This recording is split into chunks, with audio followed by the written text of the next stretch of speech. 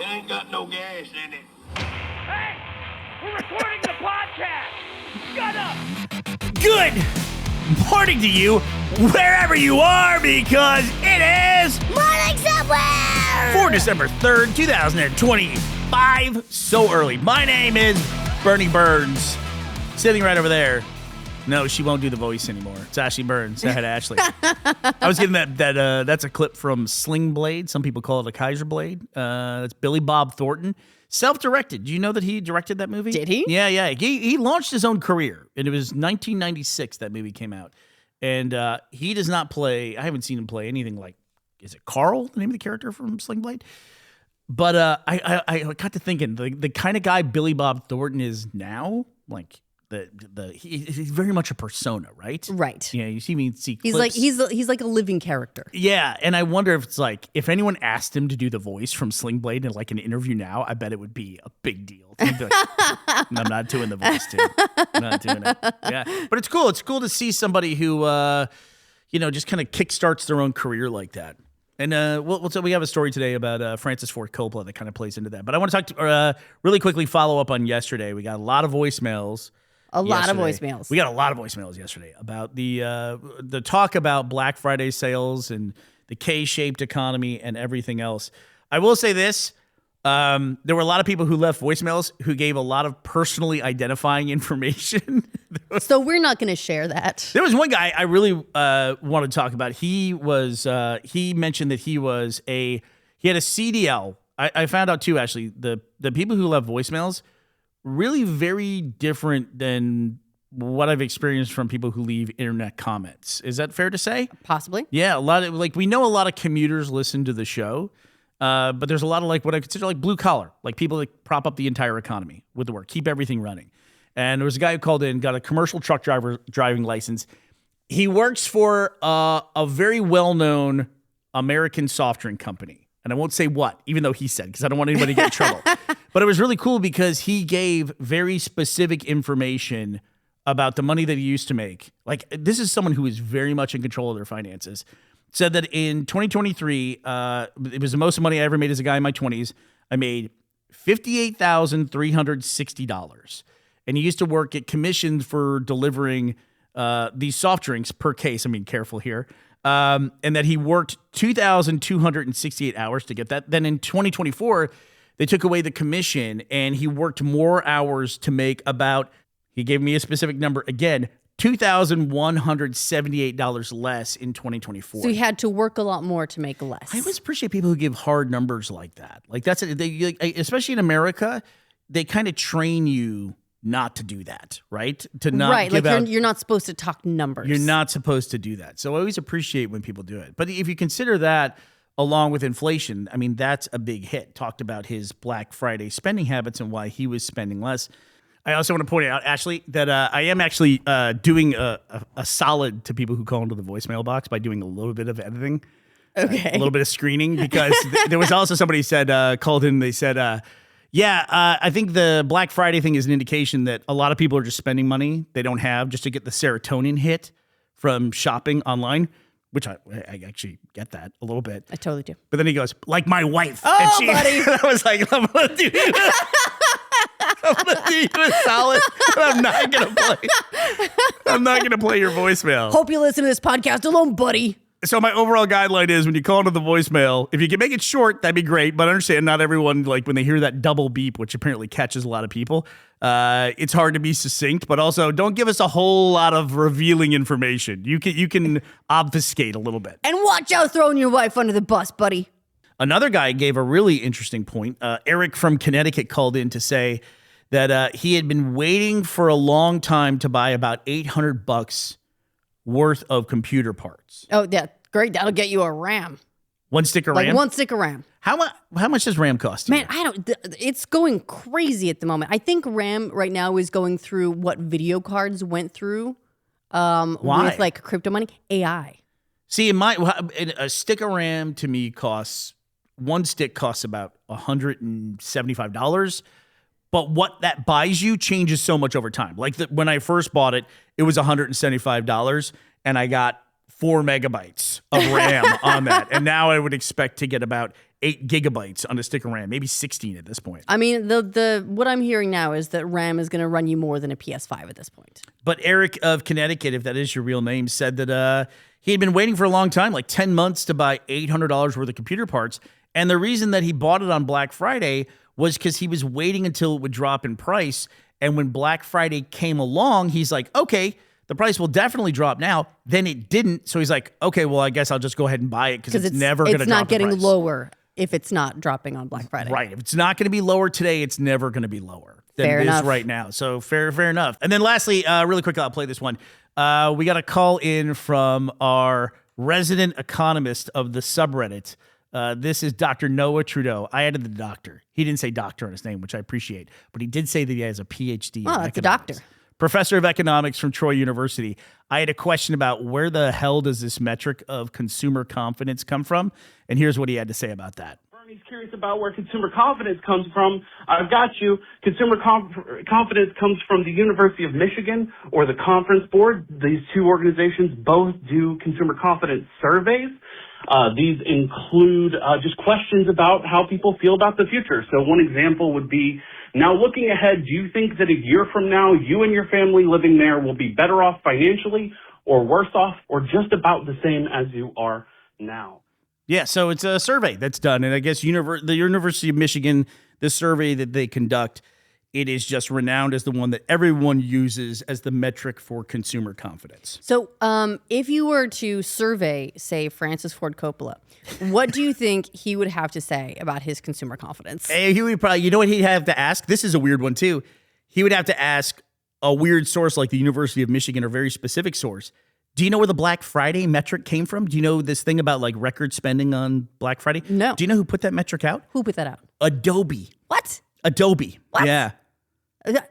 It's not where I would expect that information would come from. I would expect like the U.S. Department of Economic Growth or something. No, but you know what that makes me think is that makes me think that that Adobe has like other things that they do that are their real business that are not like Photoshop. Yeah. Right. In the same way that when you think of Amazon, you think of buying stuff online, but also they run the internet. Right.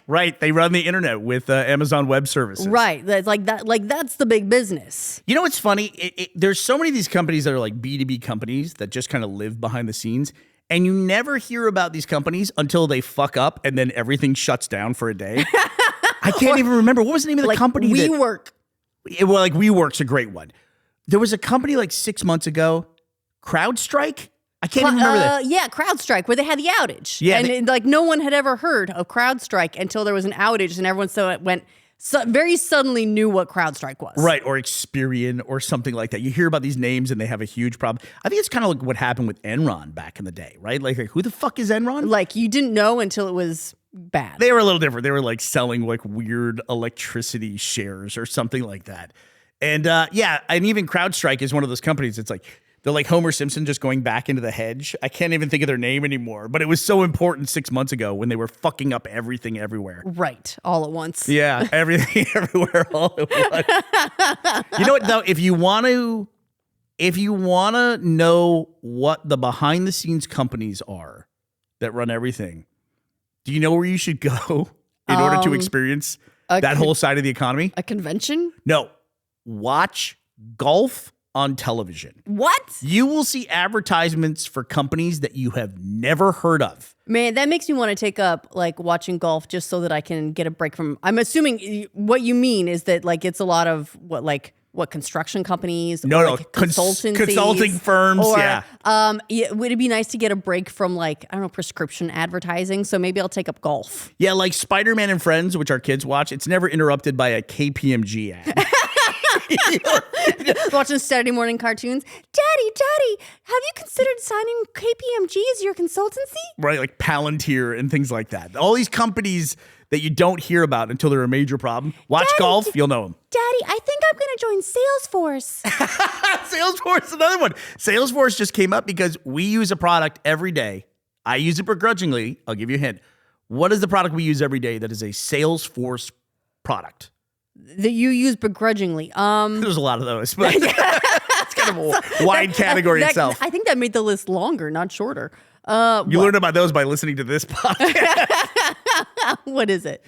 Slack. Slack is owned by Salesforce, Really? apparently. Did they buy it? MailChimp is owned by Intuit, which is QuickBooks and Quicken and all that stuff. What? Yeah. Yeah, so there's all these companies that like they do another thing, Right. They've got their like public facing thing, and then they've got their real thing, their Right. secret thing, the actual money maker thing. Yeah, like eBay. They're now branching out into famous directors and selling their watch collections. Right. So that's I finally get to talk about it. We tease the story enough, yeah. I love this so much. I mean, I love it, but also just because it's weird. So Francis Ford Coppola has said, I think this is according to New York Times, he's selling like $1 million watch because he says he's broke from self-funding Megalopolis. Yeah, which was the movie. We talked about it earlier this year. It was a passion project that he'd wanted to make forever, and nobody... Yeah, like all the studios wouldn't touch it. They all said no, and he said, I'm going to do this. I'm going to self-fund it. And he did, and it hasn't made back its money. No, it did very poorly. It did very poorly. But also, I love that people put their money where their mouth is. I love that someone at that level will go into their own pocket, basically like put all their former success on the line in order to make something that clearly they believe in. Nobody else wanted to see made. That's kind of what art is. It's like it's not super relatable. How much was one of these watches he was selling? Like $1 million. Like he's $1 million he's actually watch. selling a couple. Let's see. This is according to Mansion Global. He's selling a See couple our advertisement on the Golf Channel. He's selling, this is the start of the sale of Lot 17, a one-of-one prototype FP Jordan FFC produced in collaboration with the modern watchmaking visionary Francois Paul Jordan himself. Given its extraordinary provenance, it's expected to fetch more than $1 million. Do you ever hear about something that's really expensive and you hear all those qualifications and those names and everything, and you're just glad I don't know anything about any of that? Yeah, like I feel my pocketbook feels much more comfortable that I don't know what any of that means. Like he's selling a fancy watch. I'm like, ooh, he has a Rolex or whatever.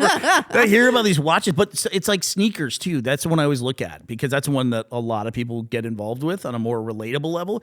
People always talk about like this drop or that drop or this is a whatever Jordan from this. I'm like, I'm so glad I don't know about any of that stuff. Well, but you know what's really interesting about this is a lot of people will refer to things like watches as like investment pieces and so on, right? In this case, it actually was, and it's investment he can pull the money back out of, right? He can auction it off and get the money back out of this like investment asset. So it's interesting. It's cool. I was surprised to hear about it because, I mean, I guess I thought at some level that it was better received critically, like among the industry than maybe commercially. So I went back and looked, and I realized what I think of as my my indicator for what like the filmmaking industry thinks of like their fellows. Go ahead.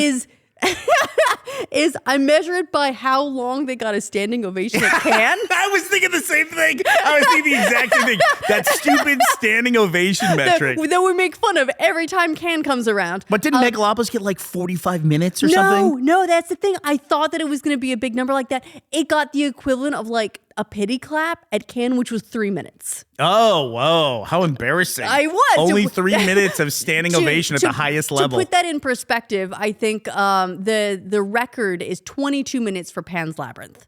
Oh, okay. Guillermo Del Toro. And there are a couple of other films that have come close, but nothing that's gotten ready to break the 22-minute standing ovation of Pan's Labyrinth. So 3 minutes is what it got, which is, essentially they go, that like polite clap where you don't want to like not clap because it would be rude. Dude, try clapping for 3 minutes. If that's a gimme, if that's your baseline, good Lord, that's still a lot. How long was Pan's Labyrinth? 22 minutes. Yeah, Del Toro was also in the news just recently. I will never pass up an opportunity to say something nice about Guillermo Del Toro because he went on Twitter and said the nicest things about Laser Team when it came out. But he just got an award for Frankenstein. Yes. I think it's Oscar Isaac in that. That's his new one. Is it? I don't think so. it is. It's not? Is it? Hold on. I'm going to look up who's in Frankenstein. But he got an award, and he went up to the mic and he basically said, just went up and goes, "Fuck AI." Good for you, Del He Toro. talked about how his movie, every frame shines with human artistry. And I'm like, fuck yeah, dude. I love this fucking guy. He's You're great. right. It's Oscar Isaac. Yeah, it's Oscar Isaac. Yeah. I missed that. I was thinking, I knew that Jacob Elordi and Christoph Waltz were in it, but somehow I missed that Oscar Isaac plays Dr. Frankenstein. Technically, it's Dr. Frankenstein's Oscar Isaac. I fucked that joke up. It's actually Victor Frankenstein, PhD. Yeah, it's Guillermo Del Toro's Dr. Frankenstein. I want to see it. This is honestly, it's like, there's never a bad Del Toro movie. No, everything that he's put out, they're always like a little bit weird and really great. I have trouble saying Guillermo. Me too. Guillermo Del Toro. Altogether, it's like tough for me to say. And I want to say it with like reverence, you know? The reverence that he deserves. I want to put some gravitas on it when I say it. And I'm like fumbling with my gringo accent right through that. But anyway, love that guy. Love him to death. Yeah, and I love his take that you can't replace the human ingenuity in these creative industries. No matter how much you try. Yeah, and there's actually a crackdown on sort of, not AI exactly, but robotics in general happening in China as well. Have you heard about this? Bro, I went down. Bro, I just said, Bro, you got sorry. me, bro. I was spinning around Finn a lot lately. Bruh. I went down kind of a rabbit hole with this article, and I'll tell you about it in a second. Why don't you tell us what you're talking about here? So what I was reading is that China's been experiencing the same sort of like flood of interest that the whole AI industry has been experiencing, specifically with robotics, where everyone is trying to make a humanoid robot. So there's dozens of firms all now making these humanoid robots, but they don't really do anything yet, right? They're not really good at anything. Like they'll, maybe they can walk if they're lucky. We've seen some like, dance numbers that everyone's like, wow, that's incredible. But they can't really do anything. They can fold a towel as long as there's someone like in a call center driving in a third world them. country folding a towel and showing it how to do it. Exactly. Yeah. So, there's this budding industry all trying to make this same thing, but it doesn't really do anything. And China's starting to crack down on it. I guess it's in an effort to avoid a repeat of what happened with their bike bubble. Where that's the rabbit hole I fell down. This bike bubble. What the hell was that? So I guess a couple of years ago, think of it as like in the US, the equivalent of that I think was the Lime scooters, right? Where every city was littered with just these piles of Lime scooters, where you could just walk up to a scooter, you could rent the scooter, you could ride the scooter somewhere, you get off the scooter, and you just fucking leave it there, right? And so they were doing something similar, but with bikes. And had these, you talk about the Lime scooters. Everyone can kind of picture this, I think, if you were in the US or lived in a major city. We're talking like 7, 10 Lime scooters or, these electric scooters abandoned on a corner and how annoying that was. Now take that and scale it up. Dude. I don't know how they managed to even make all these bikes. There are photos. I guess they were very embarrassing to the Chinese government. These photos of these bike graveyards. It's just bikes. They're piled high. It is a mountain of bikes. I don't know how I missed these photos. Apparently, this happened in like 2018. Yeah, it's. You look at these images of how many bikes there are. It's insane, and they're just piled up.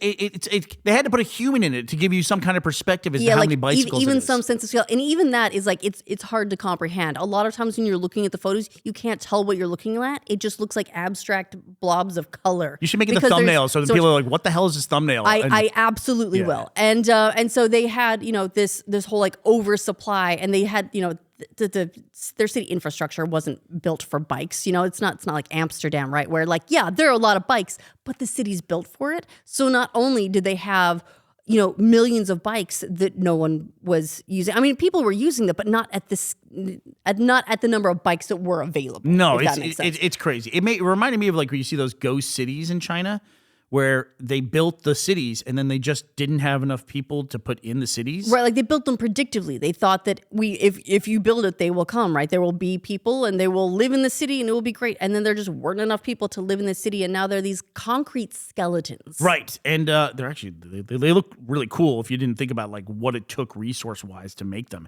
And that's the crazy thing is like this bike thing too is they had all the resources and the manufacturing capacity to produce this amount of bikes. And I'm sure if you piled up like every bike made in America, it would look like this, but that's what it looks like. It looks like every bike they ever made. It's so many fucking bikes. So they had the manufacturing capacity to make this amount of bikes, but then not like the consumer capacity to use them. It's so strange. You know what I mean? It's like it's so out of whack. Right. It's like what they were selling. They were selling to each other like within the industry or something, right? Like they were hyping each other up, and they just assumed that everyone would go along with it, and they just forgot to count the people. Whatever the Chinese equivalent of golf is, that's where they advertise all these companies to each other.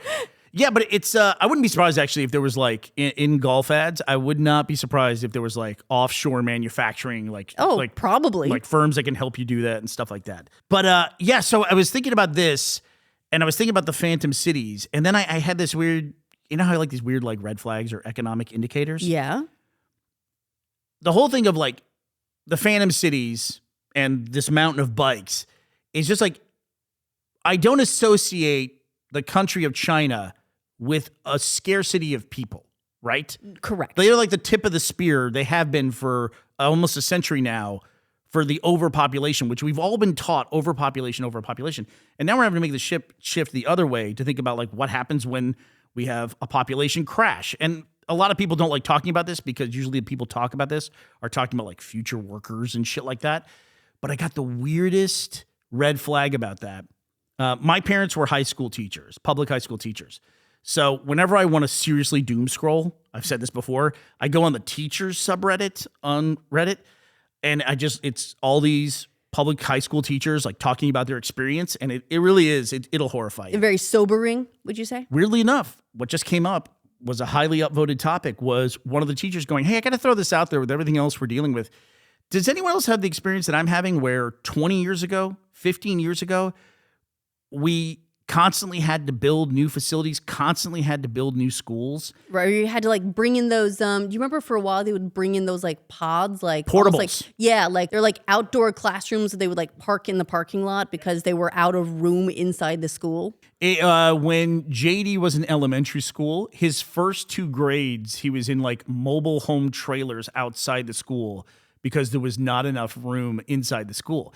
And now this teacher, she says, I don't know, it's she, but they said, now I'm dealing with a situation where we're constantly closing down programs and we can't fund things because there's just not enough students to justify having that program anymore. Like an extracurricular thing or something, an additional program. Is anyone else dealing with this? And they even said, I wish my district would shut down a few schools so we could consolidate down to like 1 or 2 schools that could actually have more programs and more funding. Because we'd have enough students to actually justify the program. Because we don't have the density, and the comments were filled with teachers with the same thing. Man, that's a huge shift. It's interesting, and it's anecdotal, but it is an indication of like the direction things are heading. And I got to think too, also anecdotally, the number of people I know under 40 at this point, is everyone's getting older. I was thinking about all the couples I know and how many have had kids even into their 30s or are planning to have kids. And not many. I had to think for a long time before I could think of one, right? Yeah. I can't think of many off the top of my head. So yeah, it is definitely like a shift in the way that people are living. It's also a lot of reasons for that as well. What we're talking about here is the overall impact going forward. Like, what's the end result of all those other things? And now we've got this situation where it's like, empty cities, mountains of bikes. It's going to be, I think, a thing we talk about more and more. Probably. But going back to the China story, but the robots, the thing I took away from it was this came from like some ministry in China that I wouldn't know what it is. It's like the Ministry of Finance and Projection or whatever. I'll look it up because it's interesting. It comes from, here we go. It's the National Development and Reform Commission. The article makes a point of saying it has no U.S. equivalent, so don't even ask. It wasn't America Online that came up with this stat or whatever. It's actually from Kellogg's. What they said was that they learned the lessons from 2018, which is great that someone can learn a lesson from a recent thing. It seems like in the U.S., if there's one of these huge bubbles, it seems like we just race to repeat it again if we can. Like, well, look at how much money was made during the bubble. We got to do those things again. Yeah, like, the crash was tough, but look at how much money we made while it was good. And it's translated statement, but China said basically, yeah, they said like you're all doing the same thing, and these robots don't do a goddamn thing. Yeah, they're basically going to put restrictions on who can enter and exit the robotics market based on whether or not they're going to do something new. right? Like you don't get to just come in and build the same robot that everyone else is building that doesn't do anything. It's just going to cause problems for us down the line, so you can't do that. What are you doing that's new if you want to make something? But then also, it sounds like they're going to be putting limits on exiting. Like you don't just get to like make a thing and then walk away from it, right? Like we have nowhere.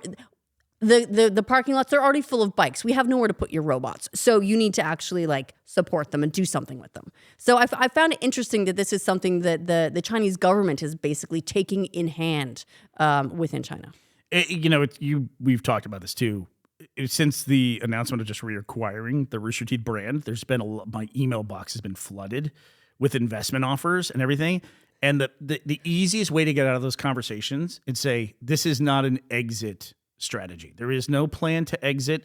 This is not an exitable company, meaning that, you sell it and then you head off into the sunset. Once you say that to investment people, they all just go. They're gone too. That's their exit moment. They're like, they don't even enter at that point. Yeah, it's a really easy way to get out of it. You're not trying to pump it up? I'm out of here. Yeah, I'm out of here.